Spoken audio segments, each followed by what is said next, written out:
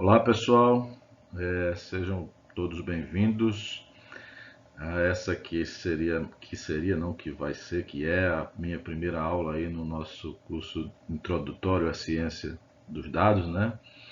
Eu fiquei com a parte que começa aí com a mineração de dados e, né, eu queria começar aqui fazendo uma breve introdução sobre a mineração de dados, tá bom?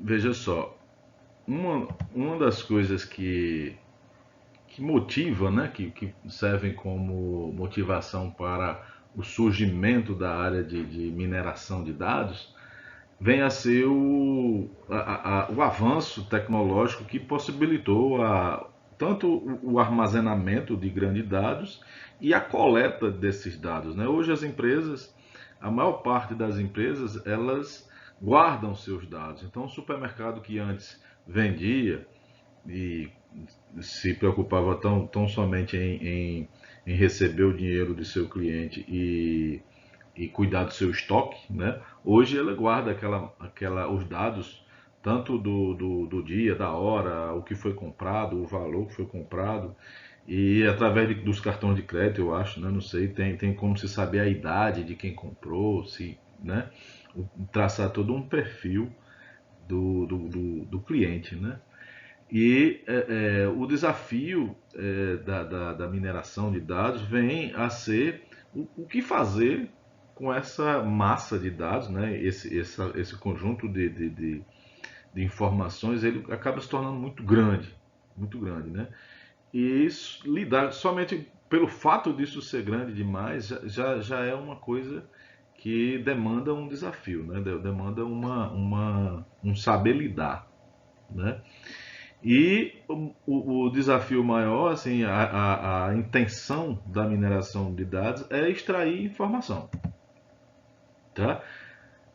Não, não, é, não é qualquer informação, né? São aquelas informações que, de certa forma, elas estão ocultas, né? Elas estão ali, mas nem mesmo aquele olhar clínico, uma pessoa que tem um alto poder de observação vai conseguir observar, vai conseguir extrair dessa informação, tá certo? Então a ideia é verificar, assim, através da potência computacional que nós temos hoje, né?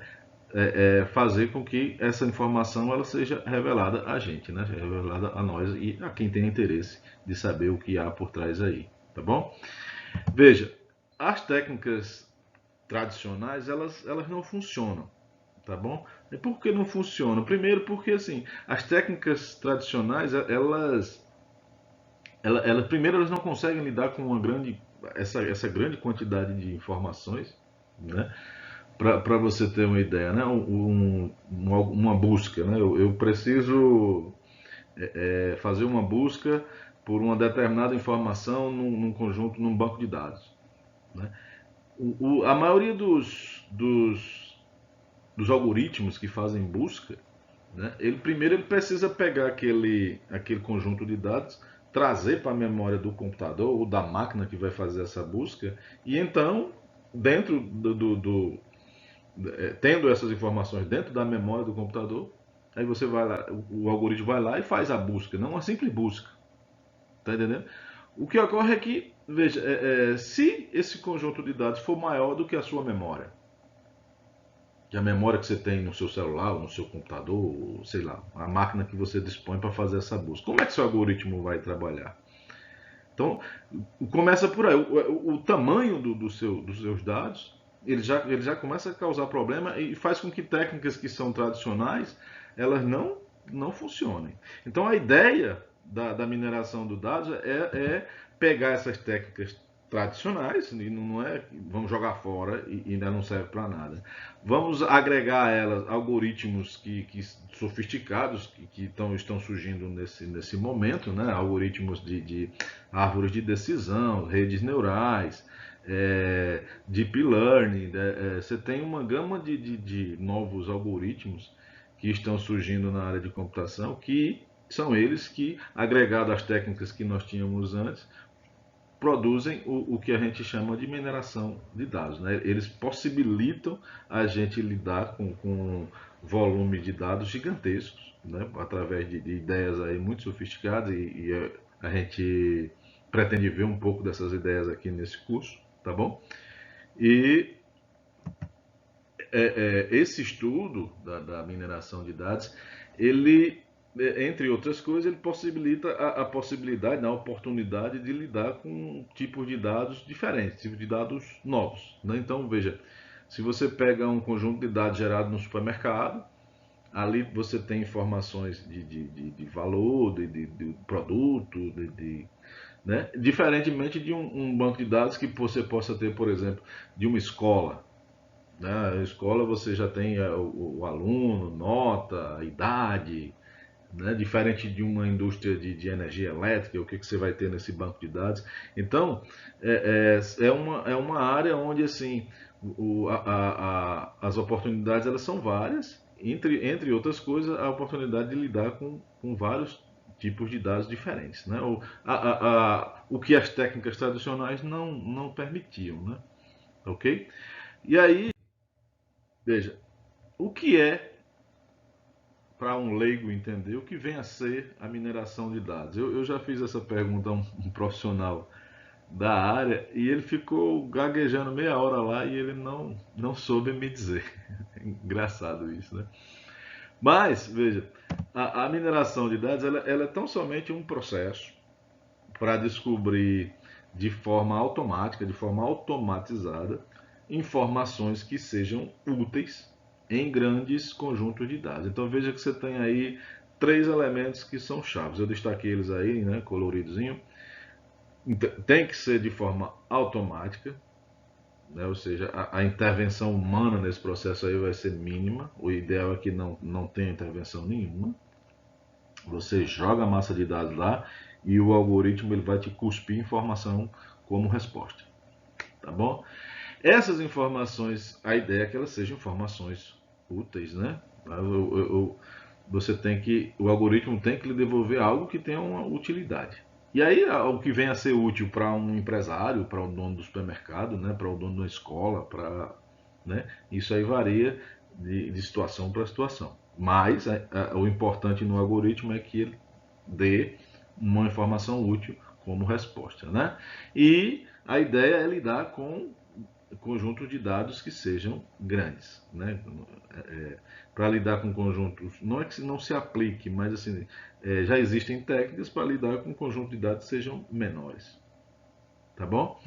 E para que serve, né, a mineração de dados? A gente poderia colocar com, eu não sei se isso responde de forma completa, mas poderíamos dizer que duas coisas poderiam se destacar como resposta para essa pergunta. Quais são? A primeira seria revelar padrões ocultos, né? Como eu falei antes, é, uma massa de dados ali, ela pode ter alguma informação que mesmo o olhar mais clínico não consegue visualizar, não consegue enxergar, né? Por exemplo, um aluno aí colocou na primeira aula do curso um padrão que foi descoberto aí para supermercados, né? Que quem compra fralda também compra cerveja, né? E isso já é bem antigo e coisa e tal. Mas isso é uma coisa que, assim, mesmo o olhar mais clínico não ia conseguir ver, e até porque, como ler uma massa de dados que é gigantesca? Imagine um supermercado como esse que nós temos aqui no shopping, né? Quantas mil pessoas passam lá por dia, quantas compras são feitas lá, quantos perfis diferentes existem ali, né? E aí um olhar humano é inútil, não vai ter. E mesmo técnicas que peguem uma quantidade, vamos dizer assim, finita não, uma quantidade, um subconjunto dos dados que não seja, né, representativo, vai tirar informação dali que não corresponde à verdade, ok?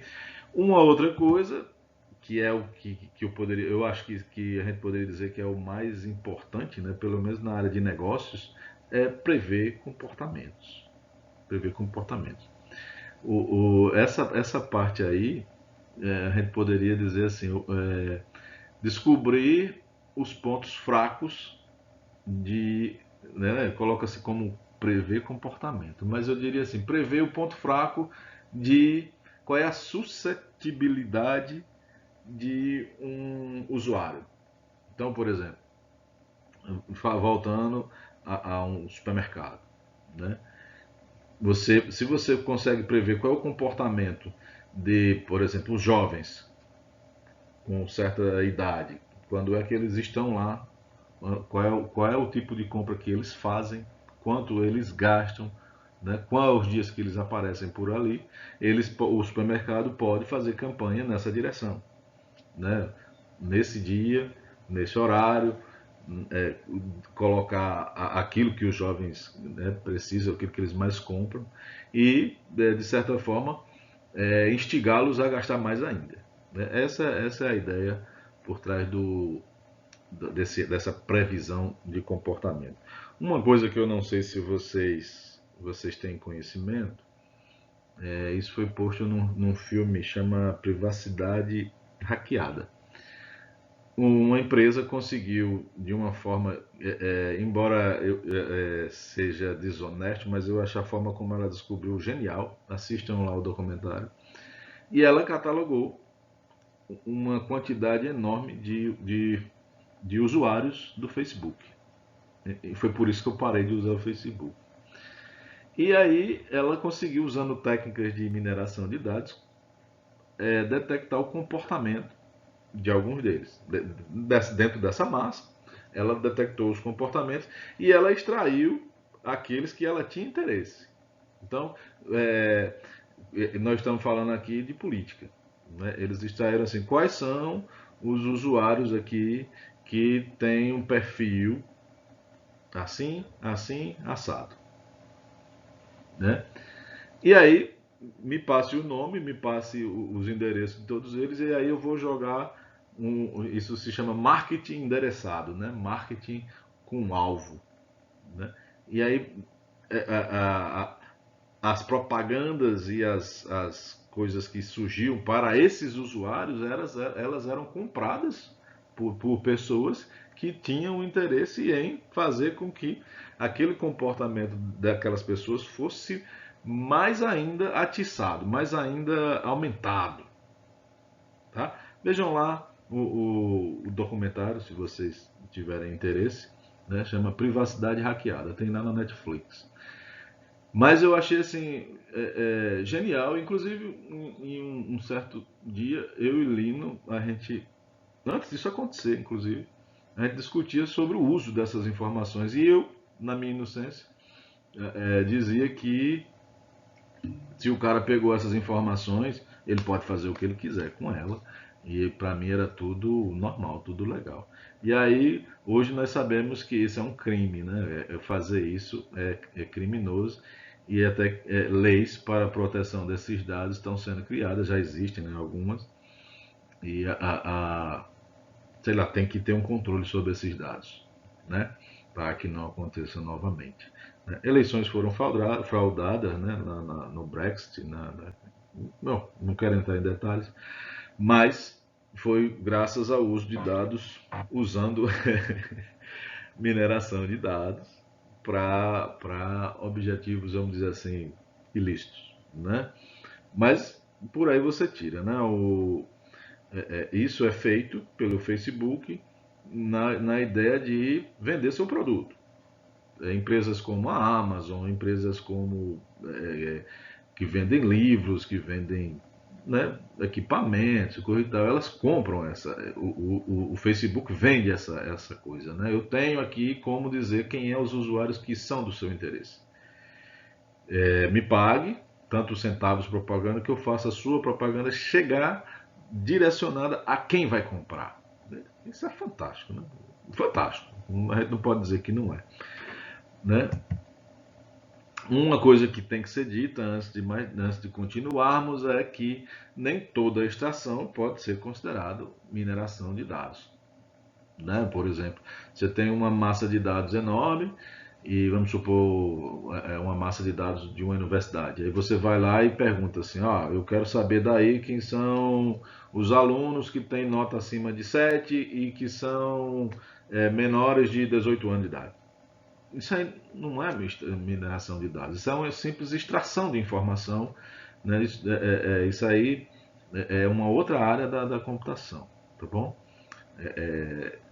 Retrieval information, eu não sei como traduz isso aí, busca de informação, é o melhor que eu pude colocar, né? Tá ok? A ideia por trás da mineração é revelar padrões ocultos, são padrões, comportamentos, essa é a ideia, tá bom? Em conjuntos grandes, né? Uma massa de dados enorme. Quando a gente fala grande, é grande mesmo, tá ok? O roteiro da mineração de dados, né, ele começa pela entrada de dados, né? Esses dados você vai coletar eles em algum lugar, né? E eu vou falar daqui a pouco que existem problemas com relação a isso daí. Né? Esses dados eles são gerados lá, seja na empresa, seja no supermercado, seja numa prefeitura, e você vai conseguir eles de alguma forma, tá bom? Esse processo aí não é nosso, não é assim, você consegue, inclusive existem bancos de dados na internet, um deles é o UCI, né, Repository Learning, né, onde você tem lá um monte de bancos de dados, todos eles disponibilizados gratuitamente, e o uso deles é justamente para você treinar os seus algoritmos, né? Só que os bancos de dados que tem lá, alguns são gigantes, mas a maioria são pequenininhos e coisa e tal, só para você treinar mesmo, tá bom? E aí, bom, tendo esses dados em mãos, seja lá como foi que você fez para conseguir, a primeira etapa que você vai fazer é o pré-processamento desses dados, tá? E aí, o pré-processamento, né, vai desde organizar os dados, né, dependendo de como ele veio lá da empresa ou de onde você coletou, da fonte, você vai ter que talvez passar para uma planilha, um Excel, um XML, um arquivo TXT, tal. E a ideia é limpar os seus dados e deixar eles de uma forma mais tratável, tá certo? Então essa etapa é a etapa do processamento. E aí, veja, dentre o que pode ser feito nesse pré-processamento, existem algumas áreas que são áreas de pesquisa, inclusive, né? Tem artigos escritos nessa linha. Uma delas é a extração de características. O que vem a ser a extração de características? Você tem ali a fonte que gerou seus dados, ela não sabe o que deve ser medido e o que não deve ser medido. Então ela avalia um monte de coisa sem saber se aquilo tem importância ou não. Tá certo? E aí, uma das etapas é extrair, né, conseguir de alguma forma detectar, essa informação aqui ela é importante, essa aqui também é, essa aqui também é, essa aqui também é, essa aqui não é, essa aqui tira. E aí você rapa fora. Tá certo? Essa seria a etapa de extração de características. Então você vai ficar somente com aquelas características que são importantes. Aí, veja, não é assim, você que decide, o usuário, o cara que está escrevendo o algoritmo, que vai decidir, essa daqui é importante por um achar dele. Não é assim. Né? Existem algoritmos que de forma matemática ou estatística vai dizer se aquela informação ela tem utilidade, ela tem, como é que se diz, validade na hora de haver um discernimento entre entre um usuário e outro usuário, vamos dizer assim, entre uma instância, que a gente chama, e outra instância. É certo? É incrível como o Lino está dando curso de álgebra linear e uma das ferramentas mais utilizadas nesse processo é a álgebra linear. Por incrível que pareça, a ferramenta-chave são autovalores e autovetores. Né? Fica aí quem está estudando isso e está achando chato, né? É a hora de mudar de opinião, tá bom? Bom, eu não posso aqui entrar em detalhes porque é uma coisa bastante complexa e nem daria tempo, tá ok? Uma outra coisa é a redução de dimensões. Aí, novamente, o que vem a ser essas dimensões? Cada característica que você classificou como sendo importante, ela vai se tornar uma dimensão. Mas como assim uma dimensão? Veja só, numa empresa de vinhos, o cara, quem trabalha com vinhos, né? Um enólogo, sei lá, ele usou, assim, nós vamos medir 6 características do vinho. E aí, no banco de dados que ele mediu lá os vinhos, para cada vinho que ele avaliou, ele guardou 6 informações. Então, essas 6 informações são 6 características, 6, né, propriedades. Essas duas palavras elas são usadas bastante, características ou propriedades do vinho. Mas essas 6 características elas serão postas em um vetor, né? Cada característica será uma informação, será uma coordenada de um vetor.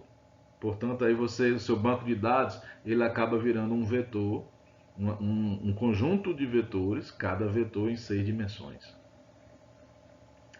A depender da quantidade de características que foram usadas para medir, para avaliar uma determinada instância de alguma coisa, né, pode ser que você tenha uma quantidade muito grande de características, né? E aí você tem uma quantidade de dimensões muito alta, tá certo?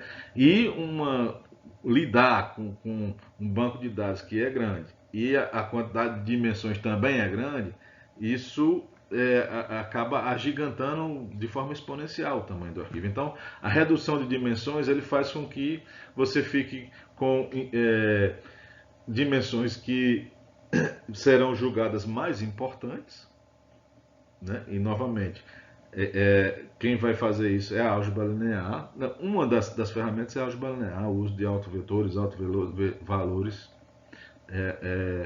É o componente essencial para uma técnica que chama-se PCA, ela é a mais famosa, né? PCA é Principal Component Analysis, análise de componentes principais. É fantástico como se usa a álgebra linear nessa brincadeira. E é ela quem diz assim, olha, dessas dimensões que você me deu, essa aqui tem maior importância. Ela não é aquela importância, porque a álgebra linear também não sabe o que é importância, mas ela vai dizer assim, ó, essas dimensões aqui, elas definem uma diferença entre uma instância e outra instância, entre um elemento e outro elemento. Então, por exemplo, vamos supor que você foi numa aldeia de índios e você mediu várias características do índio. Entre elas, você foi lá e mediu assim, a cor do cabelo. Depois de você medir, sei lá, 5.000 índios, você detectou o seu. Você não prestou atenção, não foi você que foi medir, você mandou lá uns estagiários e tal. Mas, no teu banco de dados, quando você rodar um algoritmo lá, ele vai perceber assim: olha, na hora que foi medir a cor do cabelo, todos eles têm o cabelo preto. Todos. Nenhum tem cabelo de outra cor. Então, cabelo preto não ajuda. Eu não consigo usar essa informação para distinguir um índio do outro índio. Compreende? Compreende? Então, essa seria uma dimensão dispensável. Tira fora que essa daqui não ajuda em nada. Tá bom? Aí você poderia dizer, não, professor, isso aí poderia ser colocado lá na extração de característica. Beleza. Pode, pode. E o que vem a ser a redução de dimensão? Porque a redução de dimensão vai eliminar características também, tá bom?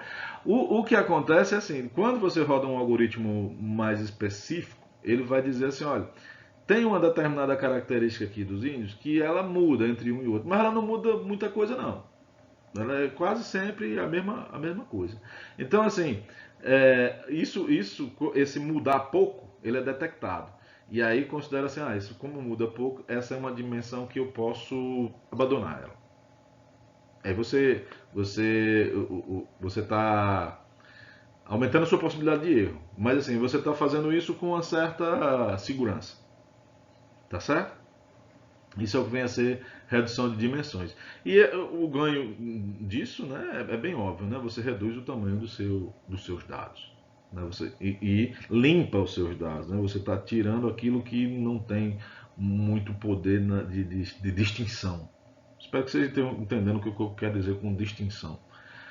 Uma outra coisa é a normatização. A normatização seria colocar os valores dentro de um patamar, dentro de um nível de segurança. Então, por exemplo, numa determinada escola, as notas são medidas de 0 a 10, tá certo? Mas numa outra escola, as notas dos meninos lá são de 0 a 8 só. Então, não dá para comparar, né, notas que são de 0 a 10 com notas que são de 0 a 8. Né? Quando o 100% na outra escola é 8 e o 100% na minha escola é 10. E aí o que a gente vai fazer? Vamos normatizar, todo mundo vai ser de 0 a 10. Aí você pega aquela, vai de 0 a 8, você faz uma continha, uma regra de 3 e todo mundo passa para ser de 0 a 10. E aí ficou todo mundo dentro do mesmo, né, dentro da mesma régua, dentro da mesma escala de medida. Isso é o que vem a ser a normatização. Tá ok? Esse data subsetting eu não consegui uma tradução que né, vocês, por favor, joguem aí no Google e tentem. Seria você pegar um conjunto de dados e você extrair um subconjunto desse estudo de dados e fazer um estudo em cima desse subconjunto. Tá entendendo? Por exemplo, você tem uma massa de dados de um supermercado, mas você quer fazer uma campanha para jovens. Então você vai pegar daqueles dados, tira aí todo mundo que não é jovem e me dá só esse conjunto aqui, porque a minha campanha é só para eles. E aí você tem uma nova massa de dados que retirou ali o que não é de seu interesse. Bom, essa seria o data subsetting. Show? Bom, feito esse pré-processamento, aí você entra na etapa que seria a mineração de dados propriamente dita. Tá ok? As tarefas de mineração de dados, eu vou colocar isso numa outra aula, tá bom? E aí, o que vem a seguir é o pós-processamento, tá bom? O que seria esse pós-processamento? Você fez a sua tarefa de mineração, você teve lá seus resultados, e aí você vai passar por uma etapa de interpretação. Você vai fazer você vai filtrar os seus padrões, né? Onde é que tem um padrão aqui? Mas isso também não é feito através de algoritmos, tá bom? Você vai tentar descobrir os padrões ocultos, né? A mineração de dados vai dizer, aconteceu isso, isso, isso, isso, isso, isso, isso, isso. E aí você vai dar uma interpretação, aí você filtra os padrões que você deseja, né? Como aconteceu no caso que eu falei aí da política, né? O usuário tinha interesse naquelas almas que estavam suscetíveis a um determinado comportamento, a uma determinada ação. Me dê esses aqui que eu vou agir sobre eles. Tá bom? No caso, por exemplo, do supermercado, você poderia dizer, eu quero dentro desses jovens aqueles que estão predispostos a comprar um tênis. Poderia ser isso o padrão filtrado. Tá bom? Uma das coisas a ser feita é visualizar, né? Como desenhar, como pôr num padrão visual aquilo que foi, né? Aquilo que está numa massa de dados gigantesca. Isso é extremamente importante. Então, por exemplo, uma árvore, a gente usa a árvore árvore no sentido computacional mesmo, a bolinha que das duas, a estrutura de dados, né? Árvore. Ela é muito usada nessa parte de visualização. Isso para que você consiga detectar algum padrão, né? Revelar algum padrão que está oculto para você, tá bom? E por final, interpretar os padrões, né? Como no caso da fralda e a cerveja, né? Para mim não consigo entender, não sei qual é a relação que há nisso, mas foi revelado aqui que quem compra fralda compra cerveja. Então eu não quero saber, eu vou fazer o quê? Lá no layout das minhas prateleiras, onde tiver a fralda, pertinho vai estar a cerveja também. Para quê? Para eu pegar esse cara que está disposto a comprar cerveja. né? Ele veio comprar fralda, ele compra cerveja. Tá bom? E aí, o passo final dessa brincadeira é a informação, a saída da informação. Tudo bem? Veja, aqui no nosso curso nós vamos dar uma pincelada em cada uma dessas coisas que foi colocada aqui: extração de características, redução de dimensões, normatização, data subsetting, tá? E tudo a gente vai tentar colocar aqui de forma muito rápida, né? Nosso curso é um curso introdutório, nós faremos somente comentários a respeito e se aprofundar quando for o caso. Tá ok? Aí veja, quais são os desafios que há por trás da mineração de dados? O primeiro deles é a escalabilidade. Professor, o que já vem a ser isso? Né? A escalabilidade é o seguinte: você, na hora que está desenvolvendo seu algoritmo, você vai pegar vários bancos de dados para você testar. E aí, seu banco de dados tem um determinado tamanho que você usou lá. E às vezes, para ser mais rápido nos nossos testes, a gente pega grandes, mas não tão grandes. E a ideia é a seguinte: olha, funcionou, tá beleza aqui, tá tudo bacana.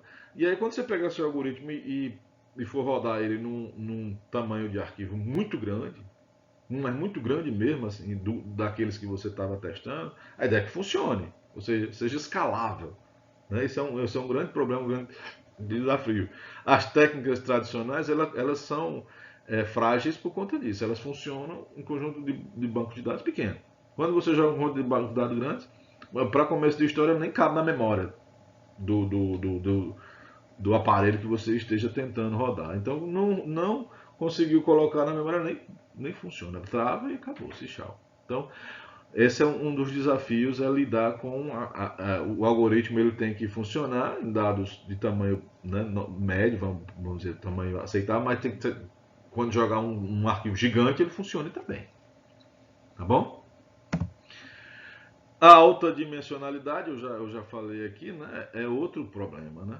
Então, aquela tarefa lá de reduzir a dimensão, ela endereça esse problema aí de que seria assim, reduzir as dimensões. Reduzir as dimensões para que a gente possa reduzir os dados. Ah, professor, mas os algoritmos não tem que ser para grandes dados? Sim, mas se a gente puder, desses dados, a gente reduzir, faz com que o nosso algoritmo rode mais rápido, seja mais veloz. E, por exemplo, nem sempre você vai dispor de uma super máquina para rodar um algoritmo. Então, por exemplo, se eu fizer isso é um exemplo que faz parte do aprendizado de máquina, mas não vamos dizer, mineração de dados. Mas vamos supor, você tem um programa que faz o reconhecimento da sua digital. Faz isso muito bem num computador. Só que você precisa pegar e rodar isso num celular. O computador tem lá não sei quanto de memória, o celular não tem. Veja, se roda lá, mas não roda aqui, não serve, seu algoritmo é inútil.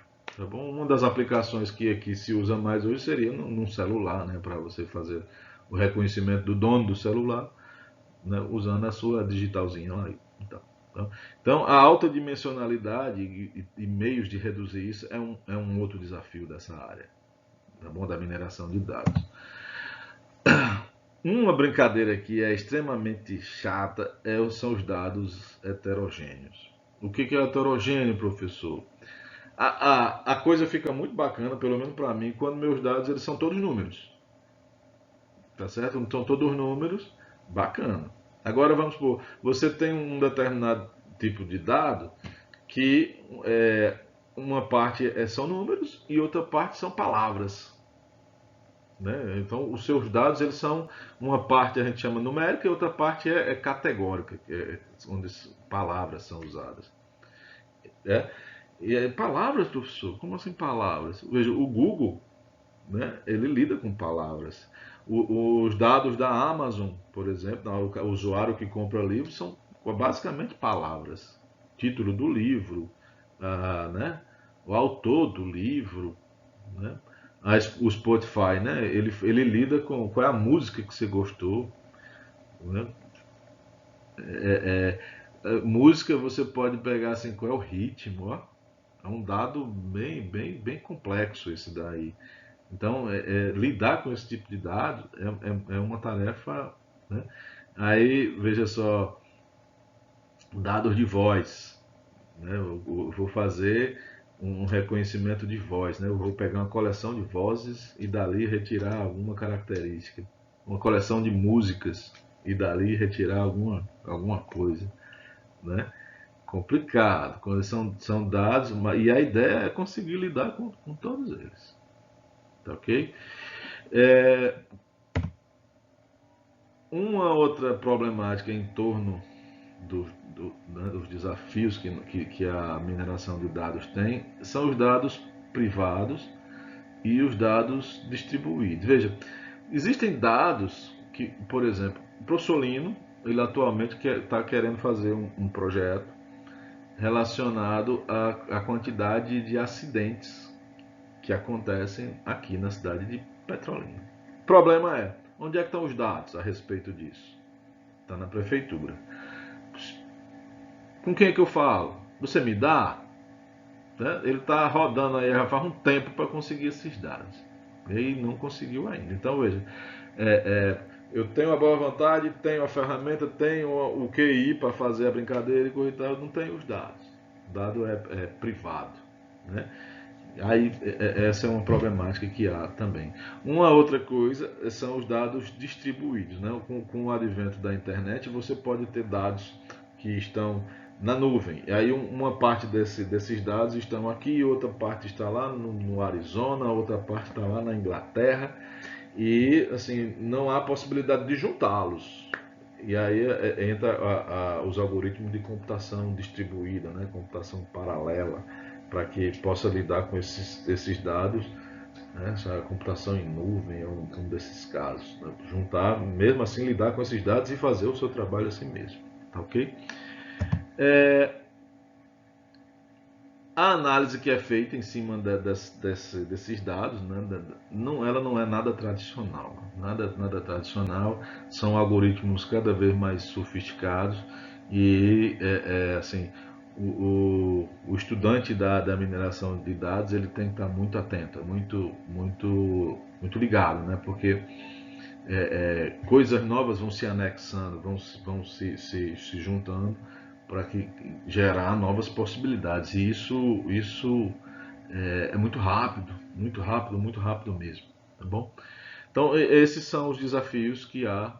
Assim, não acredito que tenha esgotado toda a problemática, mas esses aí são talvez os mais importantes, tá ok? Só para finalizar essa aulinha de hoje, essa aula, essa conversa, esse nosso bate-papo, eu queria falar sobre as origens da mineração. Como é que esse negócio surge, né? Antes de falar disso, eu queria dizer a vocês o seguinte, que meu doutorado, eu fiz doutorado nessa área, mas eu nunca tive uma aula disso. Então eu estou aqui meio inseguro falando para vocês, porque assim, o aluno, eu sou formado em matemática, com doutorado em computação. E o estudante que é de computação, ele vê isso lá na graduação, vê no mestrado, né? E no doutorado ele já está tarimbado. Então. Eu nunca tive isso, eu aprendi isso no pulo. Eu fiz um trabalho numa sub-área da mineração de padrões, seria o reconhecimento de padrões, mineração de dados. E tudo isso que eu estou falando eu aprendi no pulo. Assim, eu aprendi assim, lendo o artigo e o cara falando o que vem é isso, o que vem a ser característico, o que vem a ser extração, o que é redução de dimensão, por que dimensão, né? Aprendi isso no VaptVup, assim, troquei, é como trocar o pneu do carro com o carro andando. Né? Eu tive um aluno de matemática lá no doutorado em computação, então era o patinho feio lá no meio da galera. Né? E estou falando aqui meio seguro, tá? Vocês, por favor, qualquer coisa vocês botem aí nos comentários. Acho que esse vídeo vai estar no YouTube, então vocês desçam o aço aí. Pode falar mal, falar de bem, o que vocês se sentirem à vontade, tá?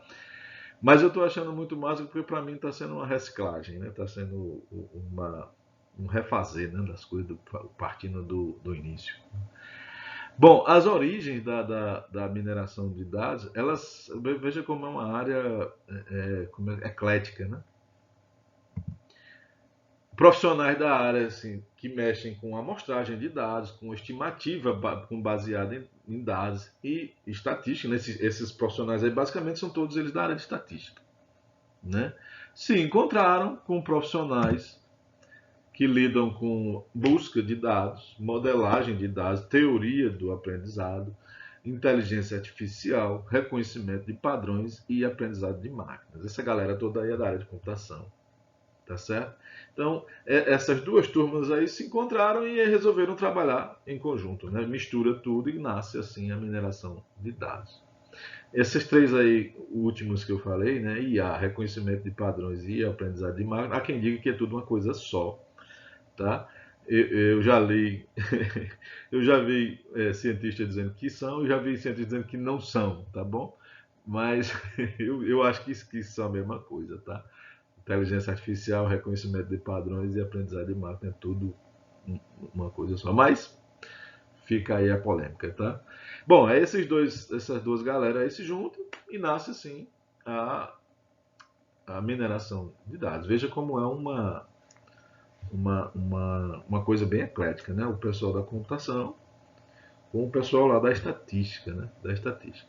E aí, veja, o negócio é tão rápido que assim outra galera foram se anexando, foram agregando e sendo anexada ao processo. Então, o pessoal que mexe em otimização também já tem suas contribuições, computação evolutiva, teoria da informação é bastante importante, processamento, até processamento de sinais já entrou nessa brincadeira. Né? Processamento de sinais eu acho que entra na parte de reconhecimento de fala, né? Reconhecimento. Visualização computacional, que é uma sub-área da computação gráfica. Né? Então tudo isso aí, né, nos dão as origens da mineração de dados. Bom, galera, essa seria a nossa primeira aulinha.